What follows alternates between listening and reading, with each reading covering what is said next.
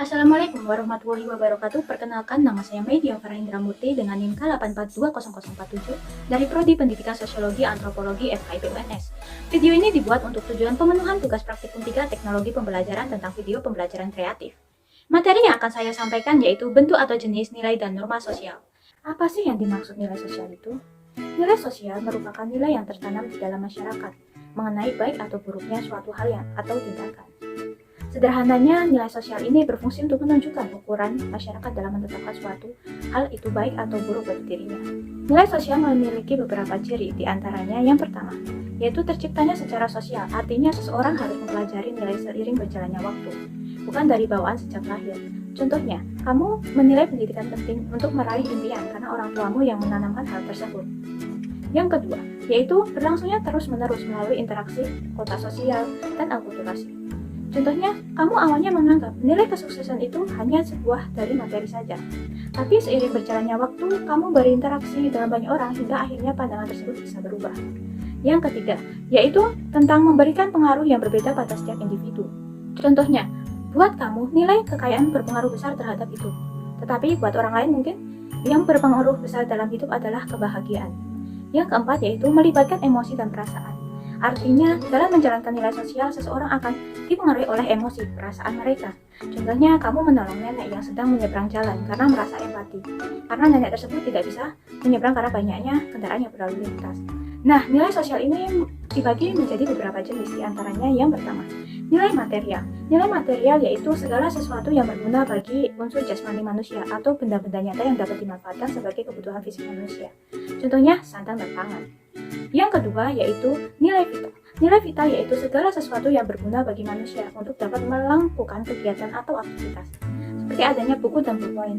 Di situ dapat dimanfaatkan untuk mencatat, di mana catatan tersebut dapat dibaca di lain waktu. Yang ketiga yaitu nilai kerohanian, yaitu segala sesuatu yang berguna bagi pemenuhan kebutuhan rohani manusia yang bersifat universal. Contohnya nilai kerohanian yaitu beribadah. Selanjutnya kita masuk ke dalam subbab yang kedua yaitu norma sosial. Norma sosial diartikan sebagai petunjuk yang harus dijalankan dalam kehidupan masyarakat. Di dalam norma sosial ini berisi perintah, larangan, anjuran untuk mengatur tindakan dan perilaku masyarakat. Norma sosial ini memiliki beberapa ciri, di antaranya, yang pertama, berupa aturan tidak tertulis. Misalnya, norma yang berlaku di rumahmu yaitu mengucapkan salam saat hendak keluar atau masuk rumah. Meski tidak disampaikan secara tertulis, kamu tahu itu tetap harus dilaksanakan karena sebuah aturan. Yang kedua, hasil kesepakatan. Semisal, keluarga kamu akan pergi ke bertanasya, pasti sebelumnya sudah ada perundingan, di mana perundingan itu untuk mendapatkan kesepakatan akhir yang akan dilaksanakan dalam tanasya tersebut.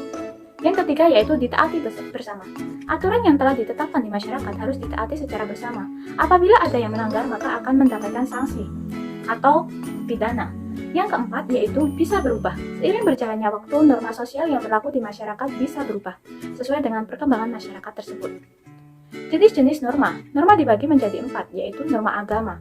Merupakan norma sosial bersumber dari kitab suci dan berasal dari Tuhan. Norma ini bersifat mutlak dan wajib ditaati oleh pemeluknya. Contohnya menjalankan rukun Islam bagi pemeluk agama Islam. Yang kedua yaitu norma hukum.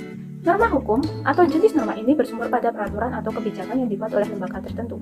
Biasanya seseorang yang melanggar norma hukum akan dikenai sanksi. Bisa berupa denda maupun hukuman pidana. Contohnya seseorang yang mencuri akan dihukum penjara 5 tahun.